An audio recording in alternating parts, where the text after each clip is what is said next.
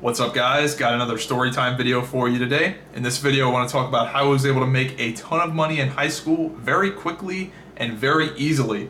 To put things into perspective with how much money I made doing this, if I could go back now as a 22-year-old who has a full-time job, if I could go back now and do what I did in high school and just go on my lunch break and do this, I would do it right now. That's how quickly and easily I was just raking in the fucking cash. And I was doing this when I was 14, 15, all the way up until I was a senior in high school. And I made a shitload of thousands and thousands of dollars doing this, and it's something that I never expected to do as well as it did. So the way it works, it all revolves around the school lunch system. And the way that our school's lunch system works is you have your entree. So let's say they're serving pizza and mashed potatoes or something. So you go through the line, you get your pizza, you get your mashed potatoes. Then at the end of the line, they have extras like apple juice, grape juice, Pop-Tarts, Rice Krispie treats, chips, things like that, that you can pay extra for, like 50 cents, 35 cents, whatever. Nothing too great, no soda, nothing like that. So those were very popular. Almost everybody would get something at the end of the line. They'd pay a little extra for it, whatever. Fast forward a few months, there was some sort of government regulation that got passed that said, hey, you can't be selling sugary drinks, you can't sell juice, you can't sell Rice Krispie treats or Pop-Tarts. So they took all that stuff away, and people were pissed that they didn't have that stuff anymore. So there was a lot of anger there, and I remember hearing people go, hey, I'll give you $1 for that Coke, to the people that packed their lunch, and sometimes they'd sell it, sometimes they wouldn't. But I saw that there was a demand for junk food and Pop-Tarts and soda in particular, because they never sold soda, because I think that's still like against the law to have soda machines in certain states. I don't know. But anyway, soda had a huge demand, and I said, hey, I'm gonna buy a 12-pack of soda and see if I can sell some of these for $1. So I went and bought a 12-pack of Coke, brought it to school. I sold 4 or 5 cans of Coke my first day. I bought the 12-pack for $3.50, and I already made about $5 or $6. So I doubled my money, and I still had 6 cans left. So I was like, whoa, okay, if I could, ramp this up a little bit, this could get pretty crazy. So as the days went on, the same people that bought those cans of Coke would come back and buy them again the next day and the next day, and it just ramped up slowly and slowly and slowly. And then I was selling probably 20 cans of Coke in 25 minutes. And that's where I'm talking about how quick I was making this money. And it was $1, so there wasn't any like change or any of that shit. It was, 2 Pop-Tarts were $1.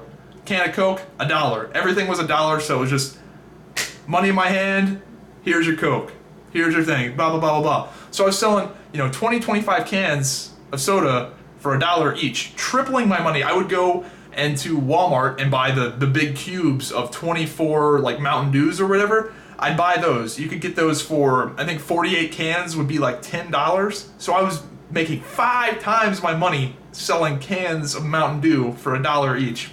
Because if you buy them in bulk, obviously they're cheaper. So I was doing that, selling a good bit of stuff at lunch. And then I started selling stuff outside of lunch, because the way in our school they allowed you to bring bottles of water, or if you just lied and said it was water. So people would have these, those like Camelback water bottles or whatever. They'd have those like big water bottles, but they'd be dark tinted, so you couldn't really see what was in there. So people would fill those up with soda. So I started stocking my locker with sodas.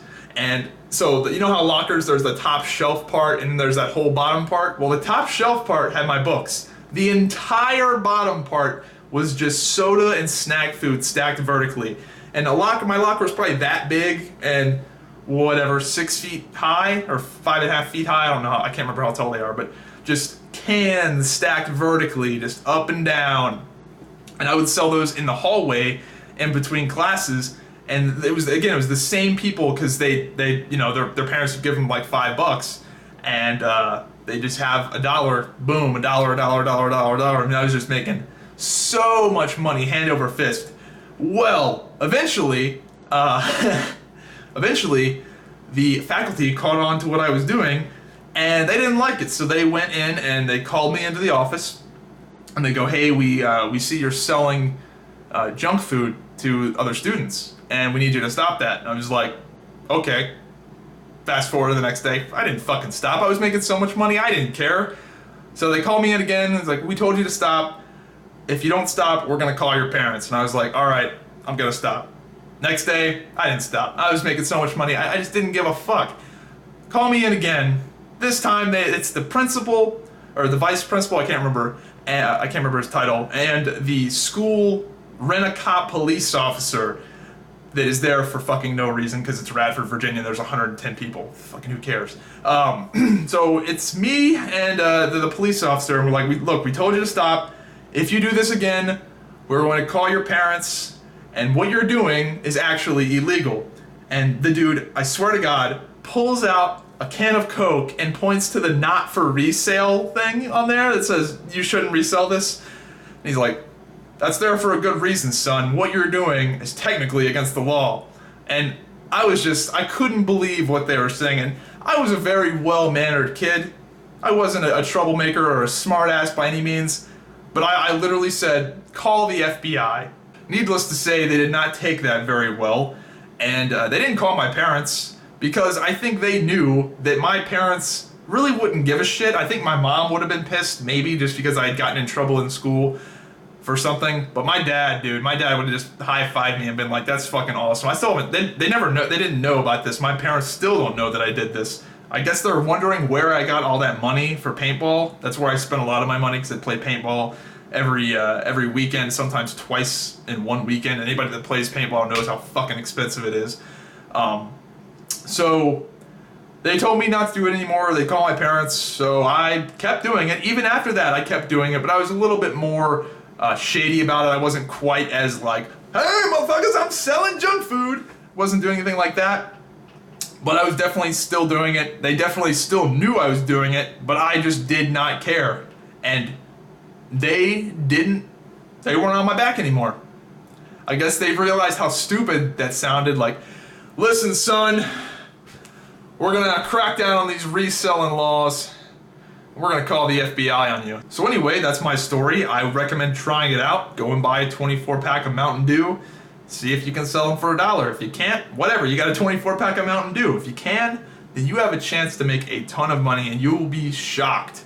And especially if you go to a big school. I didn't go to a big school. There was like 110 people in my graduating class.